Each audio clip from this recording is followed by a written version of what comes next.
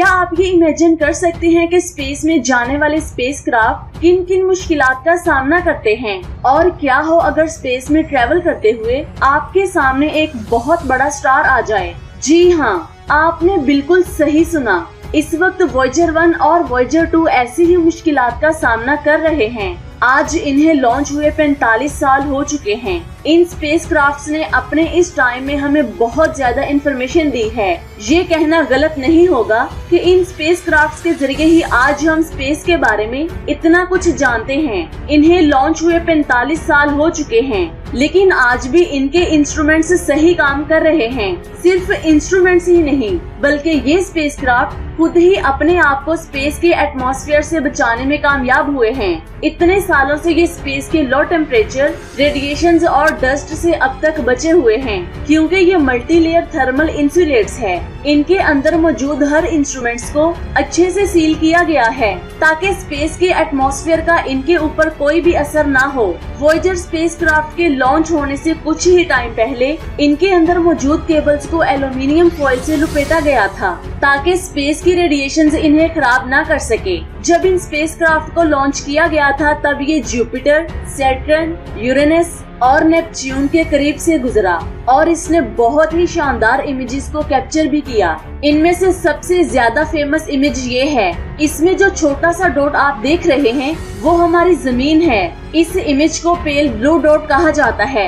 इसके अलावा इन स्पेसक्राफ्ट्स ने जुपिटर के मून आइयो पर होने वाले वोल्केनिक इरप्शन को भी कैप्चर किया, जिसे आप अपनी स्क्रीन पर देख सकते हैं। ऐसी बहुत ज्यादा इमेजेस हैं जो ज्यादा फेमस तो नहीं हैं, लेकिन देखने में बहुत ज्यादा शानदार हैं। इनमें से एक इमेज ये है जिसमें आप जमीन और चांद को एक ही फ्रेम में देख सकते हैं। इस इमेज को उस वक्त कैप्चर किया गया जब वो जुपिटर की तरफ जा रहा था।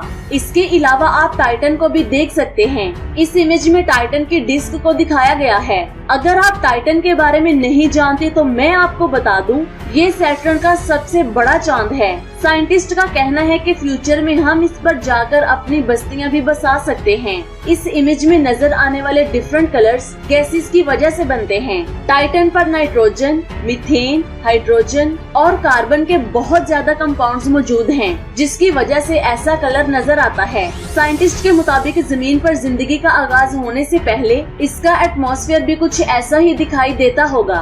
तमाम प्लैनेट्स को स्टडी करने और उनकी इमेजेस लेने के बाद वॉयेजर ने अपने कैमरा और कुछ इंस्ट्रूमेंट्स को ऑफ कर दिया, क्योंकि इसका मकसद एनर्जी को सेव करना था। इसके अंदर जो बैटरी लगी है वो लिमिटेड टाइम में ही चल सकती है। साइंटिस्ट ऐसा चाहते हैं कि ये स्पेसक्राफ्ट उन्हें लंबे अरसे तक डेटा भेजता रहे, जिसकी वजह से उन्होंने ज्यादा एनर्जी को यूज करने वाले इंस्ट्रूमेंट्स को बंद कर दिया। बगैर किसी रुकावट के ये स्पेसक्राफ्ट हमारे सोलर सिस्टम से बाहर पहुंच चुका है और इसके बाद ये हीलियोस्फीयर के किनारे पर भी पहुंच गया। यहाँ बहुत ज्यादा सोलर विंड्स होती हैं। इसके बाद ये हीलियोपोज एरिया में इंटर हुआ। यहाँ सोलर विंड्स का प्रेशर और इंटरस्टेलर प्लाज्मा का प्रेशर बराबर होता है।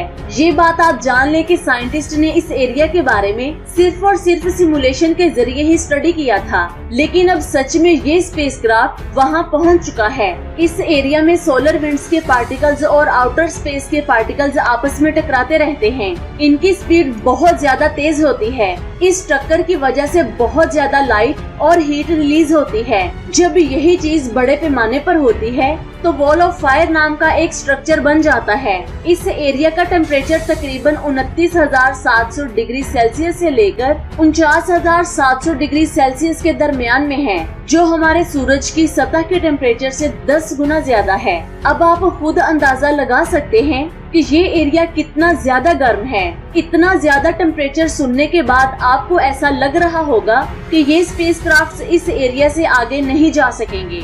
ये बात आप जान लें कि ये स्पेसक्राफ्ट्स इस एरिया को ऑलरेडी पार कर चुके हैं। जब ये स्पेसक्राफ्ट उस एरिया में इंटर हुआ तो साइंटिस्ट को ये पता चला कि इस जगह का टेम्परेचर बहुत ज्यादा है, लेकिन प्लाज्मा की डेंसिटी बहुत कम है। जब डेंसिटी कम होती है तो टेम्परेचर का असर दूसरी चीजों पर इतना ज्यादा नहीं होता। बस यही वजह है कि ये स्पेसक्राफ्ट इतनी आसानी से इस एरिया से बाहर निकलने में कामयाब हो गया। साइंटिस्ट के लिए इस एरिया के बारे में इंफॉर्मेशन को इकट्ठा करना बहुत ज्यादा मुश्किल था। ऐसा इसलिए क्योंकि ये एरिया हीलियोपोज के बहुत ज्यादा नजदीक है। हीलियोपोज को अगर बाहर से देखा जाए तो ऐसा लगेगा जैसे हमारा सोलर सिस्टम किसी बबल के अंदर मौजूद है। ये बबल हमारे सोलर सिस्टम को इंटरस्टेलर डस्ट और स्पेस से आने वाली हार्मफुल रेडिएशन से बचाता है। अगर हीलियोपोज ना होता तो हमारी जमीन पर लाइफ का होना नामुमकिन हो जाता। साइंटिस्ट का कहना है कि फ्यूचर में जब हम इंसानों को सोलर सिस्टम से बाहर जाना पड़ेगा तो शायद ये एरिया हमारे लिए डिस्टरबेंस क्रिएट करे। पहले साइंटिस्ट का मानना था कि हीलियोपोज एक बॉल की शेप का है, लेकिन बाद में ये पता चला कि शायद ये एक अंडे की शेप का है। कुछ सालों के बाद ये थ्योरी भी गलत साबित हुई और साइंटिस्ट कहने लगे कि हो सकता है ये डोनट शेप का हो। लेकिन आज भी साइंटिस्ट ये अच्छे से नहीं जानते कि इसका साइज क्या है, लेकिन उनका ये कहना है कि इसमें कुछ गैप्स हो सकते हैं। इन्हें ढूंढने के बाद ही हम फ्यूचर में इनके जरिए ही हीलियोपोज से ही आसानी से बाहर निकल पाएंगे। जब ये स्पेस प्रोब्स इंटरस्टेलर स्पेस में पहुँचे तो इन्होंने अजीब से सिग्नल्स रिकॉर्ड करना शुरू किए। जब इन्हें साउंड रिकॉर्डिंग में कन्वर्ट किया गया तो ये कुछ ऐसे सुनाई दिए।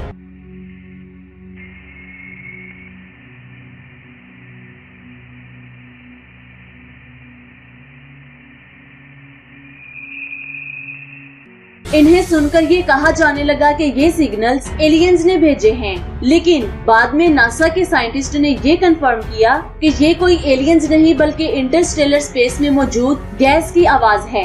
ये बात आप जान ले कि ऐसा हरगिज नहीं है कि वॉयेजर स्पेसक्राफ्ट्स में कभी कोई खराबी नहीं हुई। अप्रैल 1978 में वॉयेजर 1 में रेडियो रिसीवर ने काम करना बंद कर दिया था। इसके बारे में साइंटिस्ट लॉन्च होने से पहले ही जानते थे, जिसकी वजह से उन्होंने बैकअप रेडियो रिसीवर वॉयेजर में फिट किया था। जैसे ही पहला रिसीवर खराब हुआ तो फौरन से दूसरे रिसीवर को ऑन कर दिया गया। अब ये स्पेसक्राफ्ट हमसे इतना ज्यादा दूर जा चुका है कि इसे एक सिग्नल भेजने में तकरीबन 20 घंटों का वक्त लगता है।